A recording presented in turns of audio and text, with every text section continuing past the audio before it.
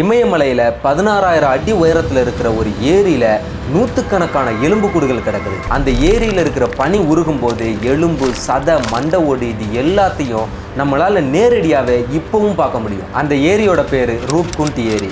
ஆனால் இங்கிலீஷில் அதை ஸ்கெலிட்டன் லேக்குன்னு தான் சொல்கிறாங்க. அந்த ஏரி இமயமலையில் 5000 மீட்டர் உயரத்தில் இருக்கிற ஒரு சின்ன பாண்ட், ஒரு குளம் மாதிரி தான். ஆனால் அதோட சீக்ரெட் ரொம்பவே பெருசு. நூற்றுக்கணக்கான எலும்பு கூடுகள் அங்கே கிடக்குது. அந்த எலும்பு கூடுகள்லாம் யாரு, அங்கே எப்படி வந்தாங்க, இது எதுவுமே தெரியல. இது நந்தா தேவின்னு சொல்கிற ஒரு தெய்வத்தோட சாபம்னு கூட சொல்கிறாங்க.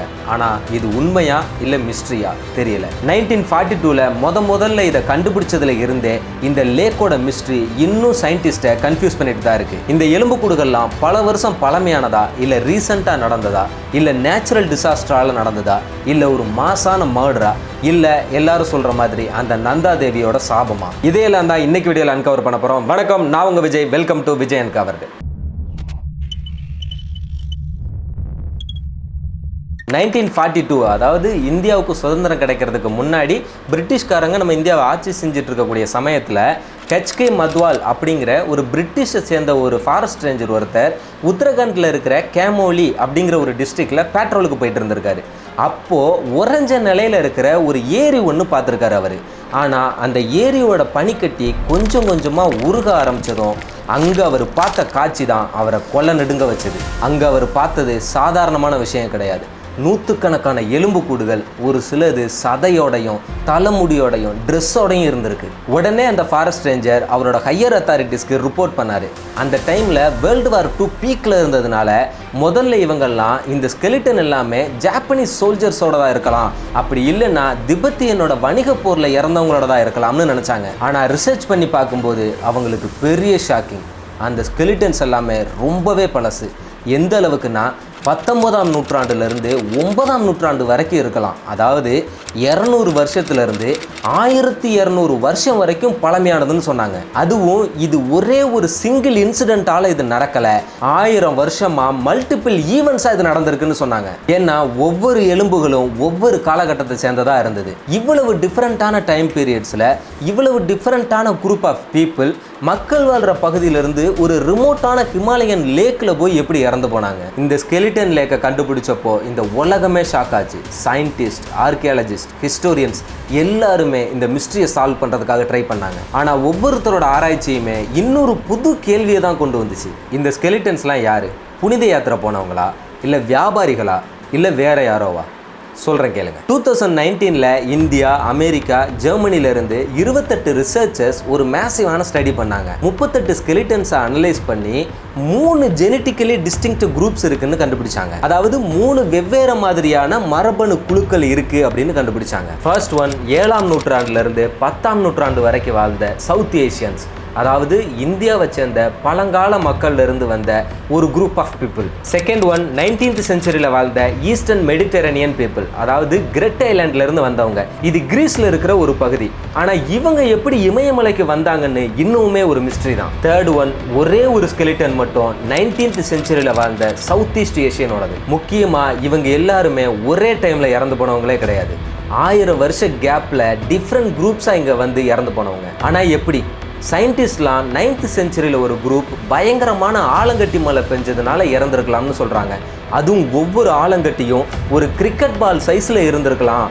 அதை அவங்க தலையில் பட்டு அவங்க மண்டை உடஞ்சதுனால இறந்து போயிருக்கலாம்னு சொல்கிறாங்க. ஆனால் 19th செஞ்சுரியில் இறந்து போன அந்த குரூப் மட்டும் எப்படி இறந்து போனாங்கன்னு கிளியரான எவிடன்ஸ் இல்லை. ஏன்னா அங்கே எந்த விதமான வெப்பன்ஸும் இல்லை, அந்த மக்கள் எந்த விதமான நோயாலையும் இறக்கலை, அங்கே பனிச்சரிவு ஏற்பட்டதுக்கான எந்த விதமான எவிடன்ஸுமே இல்லை. இதில் இன்ட்ரெஸ்டிங்கான பார்ட் என்னன்னா, கிரீஸை சேர்ந்த அந்த மெடிட்டரேனியன் குரூப் எங்கேயோ இருக்கிற அந்த கிரேட் ஐலாண்டில் இருந்து இங்கே இவ்வளவு ரிமோட் ஏரியாவில் இருக்கிற ஹிமாலயன் லேக்குக்கு எதுக்காக அவங்க வந்தாங்க? அது ட்ரேடிங் பண்ணுற ரூட்டும் கிடையாது.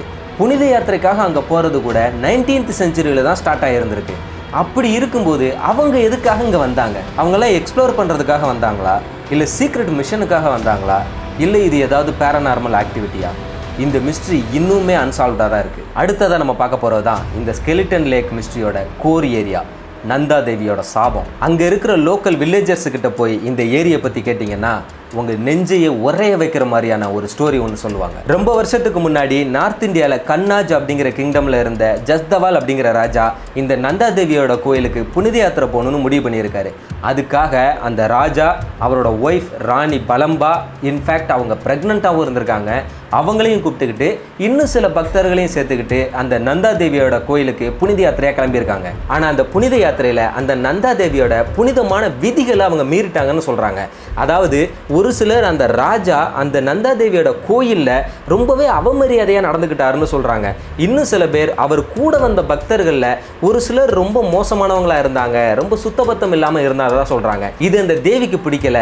அதனால் அந்த நந்தா தேவி ரொம்பவே கோபமாகி ஒரு பயங்கரமான ஆலங்கட்டி மலையை பெய்ய வச்சதா அங்கே இருக்கிற லோக்கல்ஸ் எல்லாம் நம்புறாங்க. இங்கேயுமே அந்த ஆலங்கட்டி மலை ஒன்று கிரிக்கெட் பால் சைஸில் இருந்ததாகவும் அது அவங்க மேலே விழுந்து அதில் ஒருத்தர் கூட உயிர் தப்பிக்கலன்னு சொல்கிறாங்க. இந்த கதைகள் எல்லாம் இன்னுமுமே ஹிமாலயனில் இருக்கிற வில்லேஜ் பீப்புள்ஸ் எல்லாம் பேசிக்கிட்டு தான் இருக்காங்க. ஒவ்வொரு 12 வருஷத்துக்கு ஒரு தடவை நடக்கிற அந்த நந்தா தேவியோட திருவிழாவில் இன்னுமுமே அந்த இன்சிடென்ட்டை நினைவுபடுத்திட்டே இருக்காங்க. அந்த கிராம மக்கள்லாம் இந்த ஏரி இன்னுமுமே அந்த நந்தா தேவியோட ஒரு புனித தலம் தான் சொல்கிறாங்க. ஆனால் அந்த ஸ்டோரியில் கிரீப்பியான பார்ட் என்னன்னா, அங்க இருக்கிற பொதுமக்கள்லாம் இன்னுமுமே அந்த ஏரியை பார்க்கும்போது பயப்பட தான் செய்றாங்க. ஒரு சிலர் நைட் டைம்ல அங்க ஏதோ ஸ்ட்ரேஞ்சான நாய்ஸ் கேட்குது, யாரும் முணங்குற மாதிரி இருக்கு, ஏதோ நிழல் உருவங்கள்லாம் அலையிற மாதிரி இருக்குன்னு சொல்றாங்க. ஒரு சிலர் இதை பேராநார்மல் ஆக்டிவிட்டின்னு கூட சொல்றாங்க.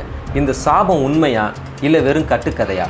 இது சயின்டிஸ்ட்லாம் சொல்கிற அந்த ஆலங்கட்டி மலையோட ஒத்து போனாலுமே பொதுமக்கள்லாம் இதை ஏதோ தெய்வத்தால் கொடுக்கப்பட்ட ஒரு தண்டனைன்னு நான் ஸ்ட்ராங்காக நம்புகிறாங்க. ஒரு இன்ட்ரெஸ்டிங்கான ட்விஸ்ட் என்னென்னா, அந்த ராணி பலம்பாவோட வயிற்றில் இருந்த அந்த பிறக்காத குழந்தைய பற்றியும் ஒரு கதை ஒன்று சொல்கிறாங்க. அந்த குழந்தையோட ஆத்மா இன்னுமுமே அந்த ஏரிக்கு பக்கத்தில் அலையுதுன்னு அங்கே இருக்கிற கிராம மக்கள்லாம் நம்புகிறாங்க. நைட்டில் ட்ரெக்கிங் போனவங்கலாம் அங்கே ஏதோ ஒரு குழந்தை அழுகிற மாதிரி சத்தம் கேட்டதாக சொல்லியிருக்காங்க. இது உண்மையா இல்லை வெறும் இமேஜினேஷனா? நீங்கள் என்ன நினைக்கிறீங்க? சயின்ஸ் சொல்கிற மாதிரி இது வெறும் நேச்சுரல் டிசாஸ்டரா இல்லை நந்தா தேவியோட ஒரு சாபமாக இருக்குமா? உங்களோட தாட்ஸ் என்ன அப்படிங்கிறத கமெண்ட் செக்ஷனில் ஷேர் பண்ணுங்கள். அந்த ரூப்குண்ட் ஏரிக்கு ட்ரெக் பண்ணுறது ஒரு லைஃப் டைம் எக்ஸ்பீரியன்ஸ். இது ஒரு 53 கிலோமீட்டர் இருக்கக்கூடியது. 6லேருந்து 8 நாள் ரவுண்ட் ட்ரிப் பண்ண வேண்டியது. மாடரேட்லேருந்து டிஃபிகல்ட் லெவல் ஆஃப் ட்ரெக்கிங் இருக்கும். ஏன்னா 5000 மீட்டர் உயரத்தில் இருக்கிற அந்த ஏரிக்கு போகிறது அவ்வளவு ஈஸி இல்லை. ஹை ஆல்டிடியூட், பாறைகள் நிறைஞ்ச இடம், அன்பிரிடிக்டபிள் வெதர், எப்போ பனி பெய்யும் என்ன நடக்கும்னே தெரியாது. பிகினர்ஸுக்கு கொஞ்சம் சேலஞ்சிங்காக தான் இருக்கும். ஆனால் அட்வென்ச்சர் லவர்ஸுக்கு இது ஒரு பர்ஃபெக்டான டெஸ்டினேஷன். இந்த ரூப்குண்ட் ஏரி இப்போ சீரியஸான இஷ்யூவை ஃபேஸ் பண்ணுது. கிளைமேட் சேஞ்சினால அந்த ஏரி சுருங்குதுன்னு சொல்றாங்க. அதிகமாக மழை பெய்யறதுனாலையும் கம்மியான பனி பெய்யறதுனாலையும் அந்த ஏரியோட எக்கோசிஸ்டத்தையே அஃபெக்ட் பண்ணியிருக்கு. இன்னொரு பெரிய ப்ராப்ளம் என்னன்னா, அங்க வரக்கூடிய டூரிஸ்ட் எல்லாம் அந்த ஸ்கெலிட்டன்ஸை ஏதோ ஒரு நினைவு பொருள் மாதிரி எடுத்துட்டு போக ஆரம்பிச்சிட்டாங்க. இது ஆர்கியாலஜிக்கல் எவிடன்ஸ் அளிக்கிற மாதிரியான ஒன்று. அதனால கெமோலி டிஸ்ட்ரிக்டோட அத்தாரிட்டிஸ் எல்லாம் இந்த ஏரி ஒரு யூனிக்கான எக்கோ டூரிசம் ஸ்பாட்னு சொல்லி இதை ப்ரொடெக்ட் பண்றதுக்காக ஸ்ட்ரிக்டான ரூல்ஸ் எல்லாம் வச்சிருக்காங்க. அங்க ட்ரெக்கிங் பண்றதுக்கு பெர்மிட் வாங்கணும், உங்க குரூப்போட சைஸுக்கு ஒரு லிமிட் இருக்கு, அது மட்டும் இல்லாமல் கைடோட மட்டும்தான் உங்களை அலோவ் பண்ணுவாங்க. இந்த மாதிரி பல ஸ்ட்ரிக்டான ரூல்ஸ் எல்லாம் வச்சிருக்காங்க. இந்த ஏரியோட ஃபியூச்சர் என்ன? அங்க இருக்கிற உள்ளூர் மக்களோட ஒரு புனித தலமாவே இருக்குமா இல்ல டூரிசம்னால கம்ப்ளீட்டா ஒரு கமர்ஷியல் ஆயிடுமா தெரியல. இதுல விட தெரியாதது என்னன்னா, அந்த மெடிட்டரேனியன் குரூப் இங்க எப்படி வந்தாங்க? மல்டிபிள் குரூப்ஸ் ஆஃப் பீப்புள் எப்படி 1000 வருஷ இடைவெளியில இறந்து போனாங்க? இது ஒரு தெய்வத்தோட சாபமா இல்ல நேச்சுரல் டிசாஸ்டரா? இந்த கொஸ்டின் இன்னும் ஓப்பனாக தான் இருக்குது. நீங்கள் என்ன நினைக்கிறீங்க? இந்த ஸ்கெலிட்டன்ஸோட சீக்ரெட்ஸ் என்னவா இருக்கும்னு உங்களோட தாட்ஸ் என்னங்கிறத கமெண்ட் செக்ஷனில் ஷேர் பண்ணுங்கள். இந்த வீடியோ உங்களுக்கு பிடிச்சிருந்தா வீடியோக்கு லைக் பண்ணுங்கள், ஷேர் பண்ணுங்கள், கமெண்ட் பண்ணுங்கள். மறக்காம நம்ம சேனலுக்கு சப்ஸ்கிரைப் பண்ணுங்கள். பக்கத்தில் இருக்கிற பெல் ஐக்கனையும் தட்டி விட்டுக்காங்க. அப்போ தான் நான் போடக்கூடிய வீடியோஸ் எல்லாம் உங்களுக்கு உடனே வந்து சேரும். நான் நெக்ஸ்ட் ஒரு இன்ட்ரெஸ்டிங்கான ஸ்டோரியில் உங்களை வந்து மீட் பண்ணுறேன். ஸ்டே கியூரியஸ், ஸ்டே சேஃப், பாய்.